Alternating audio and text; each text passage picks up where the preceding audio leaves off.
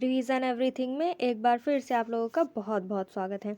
तो कैसे आप लोग? आई होप आप सब बहुत ही अच्छे होंगे। देखिए, इसके पहले पॉलिटी में हम लोगों ने जो स्वतंत्रता के अधिकार और समानता के अधिकार हैं उनको हम देखे हुए हैं।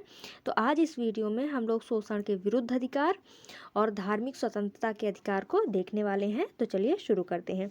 देखिए, जो शोषण के विरुद्ध अधिकार है ये अनुच्छेद 23 और 24 के अंतर्गत आते हैं। ठीक है, तो अनुच्छेद 23 में क्या कहा गया है कि मानव दुर्व्यापार, बालाश्रम और बेगारी के विरुद्ध अधिकार है कि किसी से भी ये जबरदस्ती नहीं करवाया जाएगा। बालाश्रम यानी किसी से जबरदस्ती काम करवाना, ठीक, और बेगार यानी कि बिना पैसे के काम करवाना, ठीक है। और इसी के लिए कुछ एक्ट बने हुए हैं। कौन कौन से? तो न्यूनतम मजदूरी अधिनियम एक्ट 1948, अनैतिक दुर्व्यापार अधिनियम 1956 और बंधुआ मजदूरी अधिनियम 1970 इसी के पक्ष में बनाए गए हैं। ठीक है, फिर है अनुच्छेद 24 जिसमें कहा गया है कि बाल एवं किशोर श्रम के विरुद्ध अधिकार। इसमें क्या क्या कहा गया है कि 6 से 14 वर्ष के बच्चों से कोई कार्य नहीं करवाया जाएगा। उसके बाद 14 से 18 वर्ष के जो किशोर हैं उनको खतरनाक काम में नहीं लगाया जाएगा, कि यानी जो उनके स्वास्थ्य के लिए हानिकारक हो या फिर किसी तरीके से उनको हानि पहुंचाते हो, जैसे कि कोई फैक्ट्री हो गई, कोयला खान हो गया। ठीक है, और एक बात और यहाँ पे कहा गया है कि जैसे यहाँ पे हम देखें कि 6 से 14 वर्ष के जो बच्चे हैं उनसे कोई काम नहीं करवाया जाएगा, लेकिन हम फिल्मों में, टीवी में देखते हैं कि बच्चे से वहाँ पे अभिनय करते हैं, नृत्य करते हैं ना।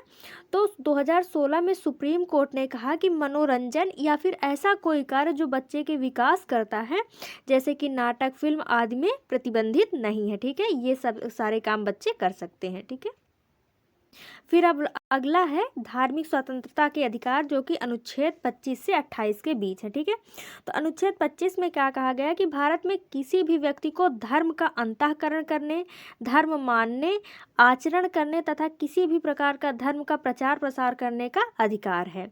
ठीक है, लेकिन ध्यान देने योग्य क्या बात है कि यह अधिकार सदाचार, लोक स्वास्थ्य और लोक व्यवस्था के अधीन है, यानी कि आप जो भी काम कर रहे हैं उससे किसी और को डिस्टर्बेंस नहीं होनी चाहिए।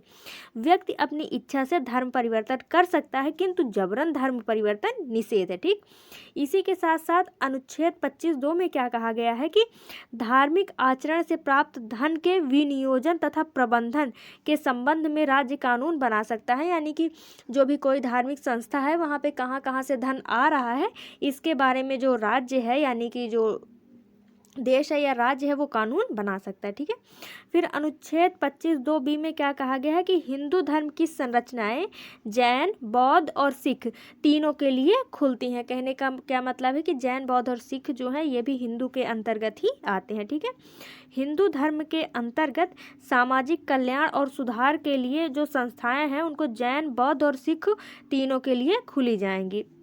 सिख धर्म में कृपाण धारण करना उनका एक धार्मिक रिवाज है, लेकिन उसका भी एक नियम है कि जो कृपाण है उसकी पूरी लंबाई 9 इंच से अधिक नहीं होनी चाहिए। उसके साथ साथ जो कृपाण है उसकी जो ब्लेड है वो 6 इंच से अधिक नहीं होनी चाहिए। ठीक है, फिर अगला है अनुच्छेद 26। इसमें क्या कहा गया है कि धार्मिक कार्यों के प्रबंधक का अधिकार।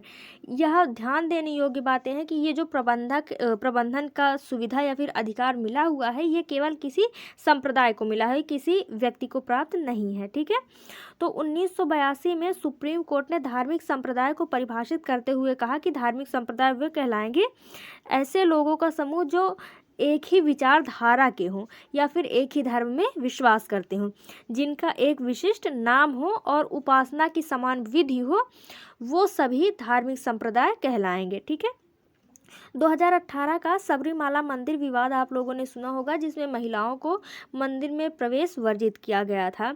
तो इसके खिलाफ सुप्रीम कोर्ट मामला गया था। तो जो महिलाओं ने अपना पक्ष रखा था वो अनुच्छेद 14, 15, 17 और 19 का रखा हुआ था, और सबरीमाला मंदिर ने इसी पक्ष में अनुच्छेद 25 को रखा हुआ था। कि हमारा ये अधिकार है कि हम अपने धर्म संबंधी नियम कानून बना सकते हैं। तो सुप्रीम कोर्ट ने क्या फैसला दिया कि जो सबरीमाला मंदिर है वो संप्रदाय नहीं है, बल्कि वो एक संस्था है, इसलिए उसके पास जो धर्म बनाने का अधिकार है, फिर जो नियम बनाने का अधिकार है वो नहीं है। इसलिए अब महिलाएं भी सबरीमाला मंदिर में प्रवेश कर सकती है, क्योंकि अभी हमने यहाँ पे पढ़ा कि जो अनुच्छेद 26 है कि धार्मिक कार्यों के प्रबंधन का अधिकार ये धार्मिक संप्रदाय को प्राप्त है, किसी एक ही संस्था को प्राप्त नहीं है। ठीक है, फिर अब आगे देखते हैं अनुच्छेद 27। इसमें क्या कहा गया है कि भारत में किसी भी व्यक्ति पर धार्मिक कर नहीं लगेगा, अर्थात आर्थिक करों से या मतलब धार्मिक करों से छूट मिलेगी। जैसे कि पुराने समय में आप लोग देखते होंगे कि हिंदुओं पर जजिया कर लगाया गया था, इसी प्रकार से मुसलमानों से भी कुछ न कुछ धार्मिक कर लिया जाता था। तो वही यहाँ पे कहा गया है कि हमारे देश में किसी भी प्रकार का धार्मिक कर जो है वो नहीं लगेगा, लेकिन जो धार्मिक चंदा है या फिर धार्मिक शुल्क आप दे सकते हैं। ठीक है, राज्य कर से प्राप्त आय किसी धर्म विशेष की अभिवृद्धि में खर्च नहीं होगा, यानी कि जो भी राज्य को टैक्स मिल रहा है वो किसी भी धर्म को बढ़ावा देने के लिए या उसकी वृद्धि करने के लिए वो धन यूज नहीं होगा। ठीक है, फिर अनुच्छेद 28 में क्या कहा गया है कि ऐसे शिक्षण संस्थान जो राज्य द्वारा पोषित संस्था है वहाँ पे धार्मिक शिक्षा नहीं दी जाएगी। ठीक है, कि जो भी राज्य चला रहा है कोई भी संस्था, वहाँ पे धार्मिक शिक्षा नहीं दी जाएगी। तो अब संस्था के बारे में हम देख लेते हैं कि संस्थाएं कितने प्रकार की हो सकती हैं। ठीक, तो संस्थाएं इस हिसाब से मतलब 4 प्रकार की होती हैं। पहली संस्था है जो 100% सरकार द्वारा चलाई जा रही है, राज्य द्वारा वित्त पोषित है, तो वहाँ पे किसी भी प्रकार की धार्मिक शिक्षा नहीं दी जाएगी। अगला क्या है कि राज्य द्वारा कुछ आर्थिक सहायता प्राप्त, यानी थोड़ी बहुत आर्थिक सहायता उसे दी गई है। दूसरा क्या है, राज्य के अधीन मान्यता प्राप्त है लेकिन आर्थिक सहायता नहीं दी जा सकती। तो इन दोनों केसों में अभिभावक की अनुमति से धार्मिक शिक्षा दी जा सकती है, यानी अगर अभिभावक मना कर दें तो उन्हें नहीं दी जाएगी। ठीक है, फिर चौथा क्या है, राज्य द्वारा प्रशासित है किंतु वित्त पोषित नहीं है, जिसकी स्थापना किसी धार्मिक व्यक्ति या किसी धार्मिक संस्था ने की हुई है, तो यहाँ पे आप धार्मिक शिक्षा दी जा सकती है। ठीक है, फिर अरुणा राय मामला 2002 में आया हुआ था। इसमें क्या कहा गया कि सर्वोच्च न्यायालय ने कहा कि यदि किसी शैक्षणिक पाठ्यक्रम में धार्मिक शिक्षा दी जा रही है तो उसमें सभी धर्मों की धार्मिक शिक्षा दी जाएगी। जैसे कि हमारा जो मेन सिलेबस हम लोग देखते हैं वो NCERT के अकॉर्डिंग देखते हैं, तो वही इसमें कहा गया है कि सुप्रीम कोर्ट ने कहा कि अगर किसी भी शैक्षणिक पाठ्यक्रम में किसी एक धर्म के बारे में बताया जा रहा है तो अन्य सभी धर्मों के बारे में भी बताया जाएगा। ठीक है, और अगर ऐसा नहीं किया जाता है तो ये धार्मिक विरुद्ध होगा। ठीक है, मौलिक अधिकारों के विरुद्ध होगा।